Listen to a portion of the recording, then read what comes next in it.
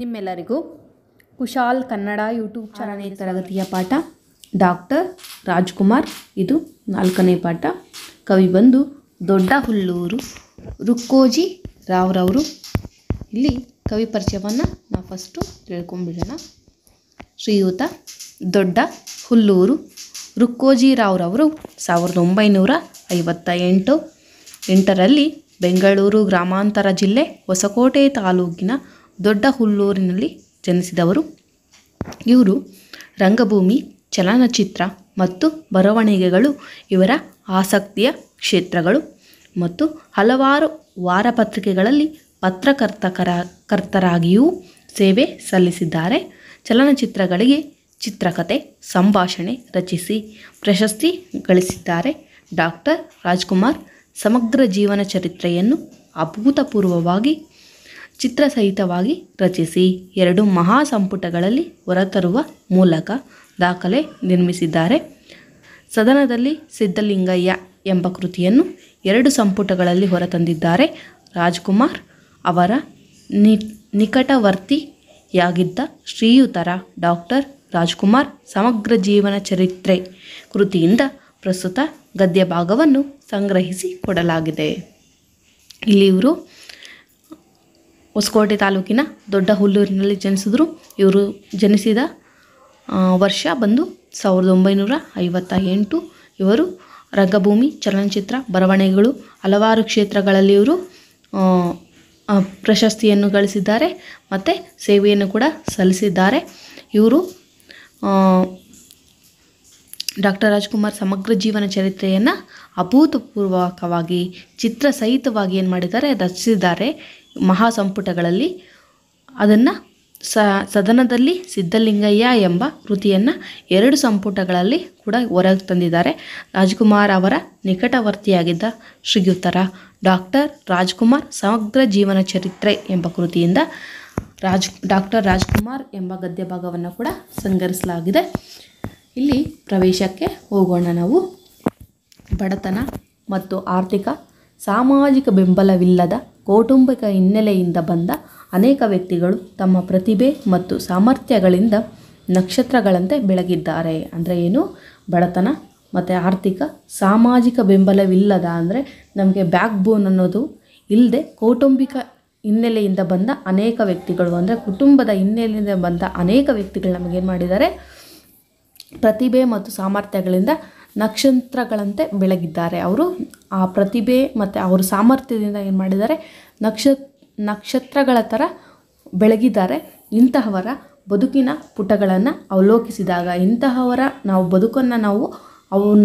ಬದುಕನ್ನು ನಾವು ನೋಡಿದಾಗ ಒಬ್ಬ ವ್ಯಕ್ತಿ ಶ್ರದ್ಧೆ ಮತ್ತು ಪರಿಶ್ರಮಗಳಿಂದ ಏನನ್ನು ಬೇಕಾದರೂ ಸಾಧಿಸಬಹುದೆಂಬ ಸ್ಫೂರ್ತಿ ಇತರರಲ್ಲೂ ಚಿಮ್ಮಬಹುದು.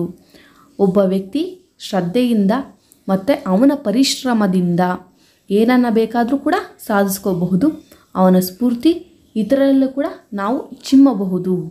ಹೊರನಟ, ಮೇರುನಟ, ಕನ್ನಡದ ಕಣ್ಮಣಿ, ಗಾನಗಂಧರ್ವ, ನಟ ಸಾರ್ವಭೌಮ ಎಂಬೆಲ್ಲ ಬಿರುದು ಕೀರ್ತಿಗಳಿಗೆ ಪಾತ್ರರಾಗಿರುವ ಡಾಕ್ಟರ್ ರಾಜ್ಕುಮಾರ್ ಎಲ್ಲ ಅರ್ಥದಲ್ಲಿಯೂ ಮನೆ ಮಾತಾದವರು. ಅಂದರೆ ಇವರು ಹೊರನಟ ಆಗಿದ್ದಾರೆ, ಮೇರುನಟ, ಕನ್ನಡದ ನಟ, ಗಾನಗಂಧರ್ವ, ನಟ ಸಾರ್ವಭೌಮ ಎಂಬೆಲ್ಲ ಇವರಿಗೆ ಬಿರುದುಗಳು ಕೂಡ ಬಂದಿವೆ. ಇನ್ನೂ ಸಾಕಷ್ಟು ಹಲವಾರು ಬಿರುದುಗಳು ಕೂಡ ಇವರಿಗೆ ಬಂದಿವೆ. ಇವರು ಕೀರ್ತಿಗಳಿಗೆ ಕೂಡ ಆ ಹೆಸರಿನ ಕೀರ್ತಿಗಳಿಗೂ ಕೂಡ ಪಾತ್ರರಾಗಿದ್ದಾರೆ. ಡಾಕ್ಟರ್ ರಾಜ್ಕುಮಾರ್ ಎಂಬವರು ಎಲ್ಲ ಅರ್ಥದಲ್ಲಿಯೂ ಮನೆ ಮಾತಾಗಿದ್ದಾರೆ. ಕನ್ನಡದ ಹೆಮ್ಮೆಯ ಸುಪುತ್ರ. ಇವರು ನಮ್ಮ ಕನ್ನಡಕ್ಕೆ ಹೆಮ್ಮೆಯ ಸುಪುತ್ರರಾಗಿದ್ದಾರೆ. ಅವರ ಬದುಕಿನ ಕಿರು ಪಕ್ಷಿ ನೋಟದಿಂದ ಕನ್ನಡದ ಸೀಮಾ ಪುರುಷನೊಬ್ಬನ ಬದುಕು ಸಾಧನೆಗಳನ್ನು ಅರಿಯಬಹುದೆಂಬ ಆಶಯ. ಅಂದರೆ ಅವರ ಬದುಕಿನ ಕಿರು ಪಕ್ಷಿ ನೋಟದಿಂದ ಅಂದರೆ ಸ್ವಲ್ಪ ಚಿಕ್ಕದಿಂದ ನಾವು ನೋಡಬೇಕಾದ್ರೆ ಕನ್ನಡ ಸಿನಿಮಾ ಪುರುಷನೊಬ್ಬನ ಬದುಕು ಸಾಧನೆಗಳನ್ನು ಅರಿಯಬಹುದು. ಅಂದರೆ ಆ ಸಿನಿಮಾದಲ್ಲಿ ಪುರುಷನೊಬ್ಬನ ಆ ಹುಡುಗನೊಬ್ಬನ ಬದುಕು ಸಾಧನೆಯನ್ನು ನಾವು ನೋಡಬಹುದು ಅನ್ನೋದು ಈ ಪಾಠದ ಒಂದು ಆಶಯ ಆಗಿದೆ. ಅಂದರೆ ತಿಳಿಸ್ಕೊಡೋದಕ್ಕೆ ಇಲ್ಲಿ ಪ್ರಯತ್ನ ಪಡ್ತಿದ್ದಾರೆ. ಕನ್ನಡಿಗರ ಸಾಂಸ್ಕೃತಿಕ ಬದುಕಿನ ಅವಿಭಾಜ್ಯ ಅಂಗವೇ ಆಗಿರುವ ಡಾಕ್ಟರ್ ರಾಜ್ಕುಮಾರ್ ಅಂದರೆ ಕನ್ನಡದ ಸಾಂಸ್ಕೃತಿಕ ಬದುಕಿನ ಅವಿಭಾಜ್ಯ ಅಂಗ ಡಾಕ್ಟರ್ ರಾಜ್ಕುಮಾರ್ ಅವರು 1929 ಏಪ್ರಿಲ್ 24ರಂದು ಜನಿಸಿದ್ರು, ಅಂದರೆ ಹುಟ್ಟಿದ್ರು. ಚಾಮರಾಜನಗರದಿಂದ 12 ಮೈಲಿ ದೂರದಲ್ಲಿರುವ ತಾಳವಾಡಿ ಪಕ್ಕದ ಗಾಜನೂರು ಇವರ ಹುಟ್ಟೂರು. ಯಾವುದು? ಗಾಜನೂರು ಇವರ ಹುಟ್ಟೂರಾಗಿರುತ್ತೆ. ಗಾಜನೂರು ಲಕ್ಷ್ಮಮ್ಮನವರ ತವರೂರು. ಗಾಜನೂರು ಯಾವುದು? ಲಕ್ಷ್ಮಮ್ಮನವರ ತವರೂರು. ಅವರ ತಾಯಿ ತವರೂರದು. ಸಿಂಗನಲ್ಲೂರು ಪುಟ್ಟ ಸ್ವಾಮಯ್ಯನವರ ಮೂಲ ಸ್ಥಳ. ಸುಪ್ರಸಿದ್ಧ ರಂಗಭೂಮಿಯ ನಟರಾದ ಸಿಂಗಾನಲ್ಲೂರು ಶ್ರೀ ಪುಟ್ಟಸ್ವಾಮಯ್ಯನವರು ಇವರ ತಂದೆ. ತಾಯಿ ಶ್ರೀಮತಿ ಲಕ್ಷ್ಮಮ್ಮನವರು. ಮಳೆಯೇ ಇಲ್ಲದ ಭೂಮಿ. ಬಿಸಿಲಿನ ಬೇಗೆಯಿಂದ ಬಳಲುತ್ತಿದ್ದ ಒಂದು ದಿನ ಜೋರಾಗಿ ಮಳೆ ಸುರಿಯತೊಡಗಿತು. ಅಂದರೆ ಮಳೆನೇ ಇಲ್ಲ ಅಂತ ಆ ಭೂಮಿಯಲ್ಲಿ ಬಿಸಿಲು ಬೇಗೆಯಿಂದ, ಅಂದರೆ ಬಿಸಿಲಿಂದ ಬಳಲ್ತಿದ್ರಂತೆ ಎಲ್ಲರೂ. ಸೊ ಒಂದು ದಿವಸ ಜೋರಾಗಿ ಮಳೆ ಬಂತಂತೆ. ಆ ಬಿಸಿಲಿನ ತಾಪಕ್ಕೆ ಕಂಗೆಟ್ಟಿದ್ದ ಜನರಿಗೆ ವರ್ಷಧಾರೆಯು ಹರ್ಷ ತಂದಿತು. ಅಂದರೆ ಆ ಬಿಸಿಲಿಗೆ ಸಾಕಾಗಿ ಹೋಗಿದ್ದ ಜನರಿಗೆ ಏನಾಯಿತು, ಒಂದು ದಿವಸ ಜೋರಾಗಿ ಮಳೆ ಬಂದು ಆ ಮಡಲೇನಾಯಿತು, ಭೂಮಿ ತಾಯಿ ತುಂಬಿದ್ಲಂತೆ. ಭೂಮಿಯೂ ತಂಪಾಯಿತು. ಭೂಮಿ ಕೂಡ ತುಂಬ ತಂಪಾಯ್ತಂತೆ. ಇಂತಹ ತಣ್ಣನೆಯ ಹೊತ್ತಿನಲ್ಲಿ ಶ್ರೀಮತಿ ಲಕ್ಷ್ಮಮ್ಮನವರು ಗಂಡು ಮಗುವನ್ನು ಹೆತ್ತರೆಂಬ ಸುದ್ದಿ ಬಂತು. ಇಂಥ ಟೈಮಲ್ಲೇನು ಒಂದು ಗಂಡು ಮಗು ಜನಿಸ್ತಂತೆ. ಲಕ್ಷ್ಮಮ್ಮನವರ ಮಗುವಾಗಿ ಗಂಡು ಮಗು. ಇಳಿಗೆ ಮಳೆಯನ್ನು ಕರೆತಂದ ಕಂದನೆಂದೇ ಊರ ಜನ ಸಂಭ್ರಮಿಸಿದರು. ಅಂದರೆ ಆ ಭೂಮಿಗೆ ಮಳೆಯನ್ನು ತಂದ ಮಗು ಎಂಥ ಹರಕೆಯಿಂದಲೇ ಆ ಗಂಡು ಮಗು ಹುಟ್ಟಿರೋದು ಅಂತ ಅಲ್ಲೆಲ್ಲ ಏನು ಸಂಭ್ರಮಿಸಿದ್ರಂತೆ. ತಾವು ಮುತ್ತತ್ತಿರಾಯನಿಗೆ ಒತ್ತ ಹರಕೆಯಿಂದಲೇ ಗಂಡು ಮಗು ಜನಿಸಿತೆಂಬ ಸಂಭ್ರಮದಿಂದ ಕೆಂಪಗೆ ಹಸಿಬೆಣ್ಣೆಯಂತಿದ್ದ ಕುಸುಗೂಸನ್ನು ಪುಟ್ಟ ಸ್ವಾಮಯ್ಯನವರು ಎತ್ತಿ ಮುದ್ದಾಡಿದ್ರು. ಅಂದರೆ ಮುತ್ತತ್ತಿರಾಯನಿಗೆ ಹರಕೆ ಹೊತ್ತಿದ್ರಂತೆ, ಗಂಡು ಮಗು ಜನಿಸ್ತು ಅಂತ. ಅವರು ಆ ಖುಷಿಯಿಂದ ಏನು ಮಾಡಿದ್ರು, ಕೆಂಪಗೆ ಅಂದರೆ ಎಳೆಗೂಸನ್ನು ಎತ್ಕೊಂಡು, ಹಸಿಗೂಸನ್ನು ಎತ್ಕೊಂಡು ಪುಟ್ಟ ಸ್ವಾಮಯ್ಯನವರು ಏನು ಮಾಡಿ ಎತ್ಕೊಂಡು ಮುದ್ದಾಡಿದ್ರಂತೆ. ಮಗನ ಹೆಸರಿನಲ್ಲಿ ರಾಜು ಎಂಬ ಪದವಿರಬೇಕು. ಅಂದರೆ ರಾಜು ಎಂಬ ನಾವು ಇಡೋ ಹೆಸರಲ್ಲಿ ರಾಜು ಅಂತ ಹೆಸರು ಬರಬೇಕು. ಹಾಗಾಗಿ ಏನು ಮಾಡಬೇಕು ಅಂತ ಆಸೆ ತಂದೆ ತಾಯಿರದು. ರಾಜು ಅಂತ ಹೆಸರು ಬರಬೇಕು ಅಂತ ತಂದೆ ತಾಯಿರದು ಒಂದು ಆಸೆಯಂತೆ. ಮುತ್ತುರಾಯನ ವರಪ್ರಸಾದವಾದ್ದರಿಂದ ಮುತ್ತು ಮತ್ತು ತಮ್ಮಾಸೆಯ ಸೆಳೆತದಂತೆ ರಾಜು ಎಂಬುವುದನ್ನು ಸೇರಿಸಿ. ಅಂದರೆ ಮುತ್ತತ್ತಿರಾಯನಿಗೆ ಬೇಡ್ಕೊಂಡಿದ್ರಿಂದ ಸೊ ಮುತ್ತು ಅನ್ನೋ ಹೆಸರು ಬರಬೇಕು, ರಾಜು ಅನ್ನೋ ಹೆಸರು ಕೂಡ ಬರಬೇಕು ಅವರ ಆಸೆಯಂತೆ. ಸೊ ಹಾಗಾಗಿ ಮುತ್ತುರಾಜು ಅಂತ ನಾಮಕರಣ ಮಾಡಲಾಯಿತು.